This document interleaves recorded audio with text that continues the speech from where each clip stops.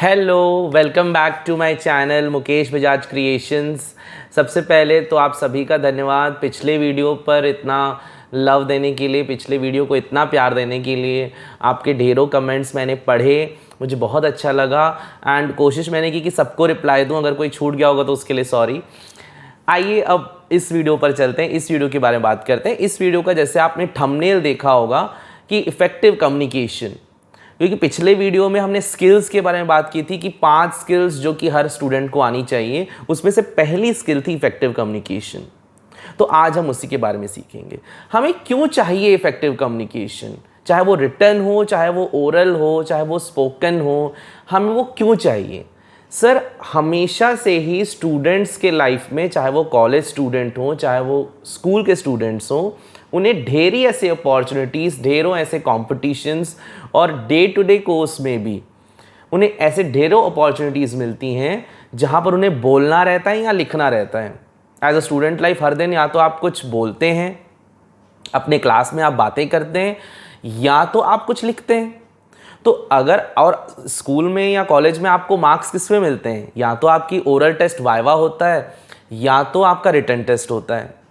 और बहुत सारे कॉम्पिटिशन्स भी होते हैं जैसे एसे, डिबेट, है ना, एक्सटेम्पो वगैरह। तो वहाँ पर बात आती है कि कम्युनिकेट कैसे करें और वहाँ पर कैसे छा जाएं। हम सभी को इम्प्रेस करना है, हम सभी को कनेक्ट करना है, हम सभी को रीच आउट करना है। आज आप अपने आसपास जितने भी सक्सेसफुल लोगों को देखेंगे तो उनमें एक चीज़ बड़ी अच्छी होती है कि they are very good communicators. चाहे वो अपने स्कूल में आप टीचर को देखें, वो क्लास में आते हैं तो ऑटोमेटिकली एक ऑरा बन जाता है कि नहीं, हमें इनकी बातें सुननी है। अगर आप प्रिंसिपल को देखते हैं तो वो भी उनकी बातें सुनते हैं, तो ऑटोमेटिकली आप एक अट्रैक्शन हो जाता है कि नहीं, ये कुछ इंपॉर्टेंट बोल रहे हैं तो हमें सुनना है। आप जब हमारे प्राइम मिनिस्टर, प्रधानमंत्री श्री नरेंद्र मोदी जी को सुनते हैं तो ऑटोमेटिकली एक कनेक्शन बन जाता है। आप जब संदीप महेश्वरी को देखते हैं तो उनके साथ भी एक कनेक्शन बन जाता है। Why? Because they are effective communicators. और इफेक्टिव कम्युनिकेशन का ये नहीं कि आपको सिर्फ बोलना अच्छा आना चाहिए, आपका रिटन भी बहुत अच्छा होना चाहिए, आपकी राइटिंग भी बहुत अच्छी होनी चाहिए। चाहे आप एक ईमेल ज़रा लिखें या एक व्हाट्सएप मैसेज करें, वहाँ पर आपकी पर्सनैलिटी झलकती है कि सर इसने बहुत अच्छा लिखा है, और वहाँ आप इम्प्रेस भी कर सकेंगे, रीच आउट भी हो सकेंगे। बहुत बार ऐसा देखा गया है कि बच्चे झिझकते हैं कि क्या बोलूँ, कैसे फ्रेम करूँ, ये सेंटेंस कैसे फ्रेम करूँ। उसी के बारे में आज हम बात करेंगे। तो सबसे पहले, what is effective communication? Effective communication is a process through which हम अपनी फीलिंग्स, थॉट्स और इमोशंस को लोगों तक पहुंचा सकते हैं थ्रू आवर वर्ड्स और आवर इमोशंस, एक्सप्रेशंस। तो ये है इफेक्टिव कम्युनिकेशन, जहां पर हम अपने थॉट्स को, अपने इमोशंस को, अपनी फीलिंग्स को दूसरों तक पहुंचा सकें कितनी अच्छी से। अब आते हैं कि सर हम इफेक्टिव कम्युनिकेशन किस तरह से कर सकते हैं। सबसे पहले, हम क्यों झिझकते हैं, हम बोल क्यों नहीं पाते? क्योंकि हमारे पास कंटेंट नहीं रहता। तो आप कोशिश कीजिए कि आप हर दिन कोई ना कोई बुक पढ़ें और कुछ ना कुछ लिखें। जब आप कोई बुक पढ़ते हैं तो बुक पढ़ने से होता क्या है कि आपको हज़ारों वर्ड्स मिलते हैं, हज़ारों सेंटेंसेस मिलते हैं। उससे क्या होता है कि आपके अंदर का जो नॉलेज है वो इंक्रीज़ होता है। एंड आप जब, चाहे वो हिंदी बुक पढ़ें, चाहे वो इंग्लिश बुक पढ़ें, आपकी नॉलेज इंक्रीज़ होगी। जब नॉलेज इंक्रीज़ होगी तो ऑटोमेटिकली आप उस चीज़ों को बाहर निकालेंगे और ये आपको बहुत हेल्प करेगी इफेक्टिवली कम्युनिकेट करने में। अगला जो पॉइंट है, बहुत बार हमें डर लगता है। जैसे स्टेज पर मुझे एक स्टूडेंट ने कहा, सर मुझे स्टेज पे बड़ा डर लगता है। तो मैंने उसे कहा कि तुम स्टेज को बहुत अच्छे से देखो, स्टेज के आसपास के एरिया को देखो, माइक को देखो, क्योंकि जिस चीज़ को हम बार बार देखते हैं उस चीज़ से हम फेमिलियर हो जाते हैं, और जब फेमिलियर हो जाते हैं तो हमें डर नहीं लगता।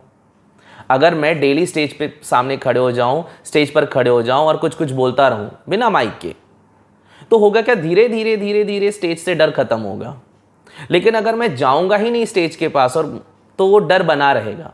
एंड आप लोगों को पता होना चाहिए कि बिगेस्ट फियर जो है इन द वर्ल्ड, वो है स्टेज फियर। तो होता क्या है कि जब हम स्टेज पर जाते हैं तो हमारा कभी कभी गला भी सूखता है। तो इसलिए आपको ये एडवाइस देना चाहूँगा कि इफेक्टिव कम्युनिकेशन के लिए जब आप स्टेज पर जाएं, जब आप कुछ बोलने के लिए स्टेज पर जाएं, तो आप थोड़ा सा पानी पी लें। तो उससे क्या होता है, आपका गला भी साफ हो जाएगा and you will be very much clear कि आप जो बोल रहे हैं वो स्पष्ट सुनाई देगा। नहीं तो होता क्या है ना, कभी कभी कुछ खराश हो जाती है, because out of nervousness and anxiety no क्या होता है कि आपका गला थोड़ा सा चोक हो जाता है और आप जब कुछ बोलने की कोशिश करते हैं तो फिर वो वर्ड्स निकलते नहीं हैं। सो जब भी आप स्टेज पर जाएं या जब भी आप कुछ स्पीच बोल लें, कुछ इंपॉर्टेंट बोलें, तो थोड़ा सा पानी पी लें, उससे क्या होगा, आपका गला साफ हो जाएगा। दूसरी चीज़, जब हम जाते हैं स्टेज पर तो हम बोल क्यों नहीं पाते हैं, हम कुछ चीज़ें भूल जाते हैं। उसके लिए हम क्या करें कि अपनी चीज़ों को, अपना प्रिपरेशन को बड़ा स्ट्रॉन्ग रखें और हो सके तो पॉइंट्स बना लें। पॉइंट्स बनाना बड़ा अच्छा माना गया है। अगर आप पॉइंट्स बना लेंगे तो इससे क्या होगा कि आपको पूरी स्पीच रटनी नहीं पड़ेगी, मगअप नहीं करनी पड़ेगी। तो होगा क्या कि आपके पास अगर पॉइंट्स हैं, आपको पॉइंट्स याद है, तो आप वहाँ पर डिलीवर कर सकेंगे। अगर आप भूल भी गए तो ऐसा माना गया है, जब हम इफेक्टिव पब्लिक स्पीकिंग की ट्रेनिंग देते हैं तो वहाँ पर ऐसा बोला गया है कि आप हो सके तो कुछ हाथ में भी लिख सकते हैं। हालांकि एज अ स्टूडेंट लाइफ में ऐसा आप कर सकते हैं जब, लेकिन आप जब बाहर जाएं तो ऐसा ना करें। इमरजेंसी केस में आप छोटी छोटी चिट्स या हाथ में थोड़ा बहुत लिख दिया या छोटी छोटी चिट्स बना दी, और जैसे जो कि दिखे ना, वो यहाँ रहनी चाहिए, जो कि दिखे ना। अगर इस तरह से आप करेंगे तो जैसे कुछ आप एक्सप्लेन करें तो आपने देख भी लिया, चलो हाँ भाई ये पॉइंट है, आने वाला है, तो इससे क्या होगा कि एक चिट कोड है कि हाँ भाई अगला पॉइंट ये है। तो उससे क्या होगा कि आपका फ्लो बना रहेगा, आपका फ्लो बना रहेगा और आप बीच में अटकेंगे नहीं। सेकेंड इंपॉर्टेंट थिंग इज कि सर कंटेंट कैसे बनाएं, क्या होता है कंटेंट। तो कंटेंट में सबसे पहले आपको इंट्रोडक्शन देना है कि आप किस टॉपिक के बारे में बोल रहे हैं। आप उस एक स्लोगन से स्टार्ट कर सकते हैं, एक शायरी से स्टार्ट कर सकते हैं अपनी बात को, और उसके बाद आफ्टर गिविंग एन इंट्रोडक्शन आपको एक बॉडी तैयार करनी है कि हाँ मैटर, इंट्रो हो गया, अब बॉडी में आपको पूरा टॉपिक को एक्सप्लेन करना है। नेक्स्ट थिंग जो है that is the conclusion. Conclusion में आप रिक्वेस्ट कर सकते हैं, अर्ज कर सकते हैं। मैं यहाँ सभी लोगों से, फॉर एग्जांपल मैं यहाँ सभी लोगों से चाहूँगा कि हाथ ऊपर करें जो लोग प्लास्टिक का यूज़ कल से नहीं करेंगे, या मैं आपसे ये गुजारिश करना चाहता हूँ कि आप सब एक पौधा हर रोज़ लगाएंगे या हर अपने बर्थडे पर लगाएंगे। तो इससे क्या होगा कि एक इम्पैक्ट आएगा, क्लोजिंग इम्पैक्ट। हाँ भाई बहुत अच्छा लगा सुन के। तो ये जो इम्पैक्ट है वही आना चाहिए। तो आप अगर इस तरीके से अपने कंटेंट को डिज़ाइन करेंगे, अपनी स्पीच को डिज़ाइन करेंगे, तो आप एक बहुत अच्छे कम्युनिकेटर हो पाएंगे। अब ये हो गया स्पोकन कम्युनिकेशन, या जो आप बोलेंगे ओरल कम्युनिकेशन जिसे हम कहते हैं। अब होता क्या है, कभी कभी हमें रिटर्न के लिए भी कुछ दिया जाता है, तो लिखेंगे जब आप, तो आप जितनी अच्छे से लिखेंगे, लिखने में भी वही फॉलो होगा कि ओपनिंग, बॉडी एंड क्लोजिंग। आप इंट्रोड्यूस करें अपने टॉपिक को, फिर उसके बारे में लिखें, लास्ट में क्लोजिंग रिमार्क्स दें। लेकिन लिखने के टाइम पर आप ये ध्यान दें कि आप जो ग्रामर आपका, जो चाहे वो हिंदी ग्रामर हो चाहे इंग्लिश ग्रामर हो, वो थोड़ा स्ट्रॉन्ग होना चाहिए। उसके लिए आप अपना ग्रामर थोड़ा अच्छा स्ट्रॉन्ग कर लें। And after, before submission, submit करने से पहले आप चेक कर लें कि मैंने जो लिखा है वो सही है कि नहीं। एक बार पढ़ लें, प्रूफ रीडिंग कर लें उसकी। उससे क्या होगा, आपने अगर कुछ गलतियां की होंगी तो वो भी पता चल जाएंगी। सो आई होप कि मैंने जो भी समझाया, चाहे वो ओरल स्पोकन कम्युनिकेशन, चाहे वो रिटन कम्युनिकेशन, आप लोगों को थोड़ा बहुत समझ आया होगा कि what is effective communication and how to deal with it. ठीक है, अब मैं आपको 4 मंत्र देने वाला हूँ। ये 4 P जो अब इफेक्टिव कम्युनिकेशन के लिए बताया जाता है कि ये 4 P अगर आपने सीख लिए तो आप इफेक्टिव कम्युनिकेटर होंगे। तो 4 P में सबसे पहला P इज़ प्लानिंग। सबसे पहले आपको प्लानिंग करनी पड़ेगी, आप किस टॉपिक के बारे में बोलना चाह रहे हैं। Second is preparation. आप प्लान कर लिया, आपको अब प्रिपेयर करना है अपने आप को उस चीज़ के लिए। ठीक है, प्रिपेयर करेंगे, लिख के प्रिपेयर कर सकते हैं, मिरर के सामने बोल के प्रिपेयर कर सकते हैं, अपने दोस्तों के बीच जहां आप कंफर्टेबल हैं वहां आप प्रिपेयर कर सकते हैं। तीसरी चीज़ प्रैक्टिस। आप बार बार प्रैक्टिस करेंगे उस चीज़ों को तो आप निखरेंगे, है ना। और लास्ट P इज पॉलिश।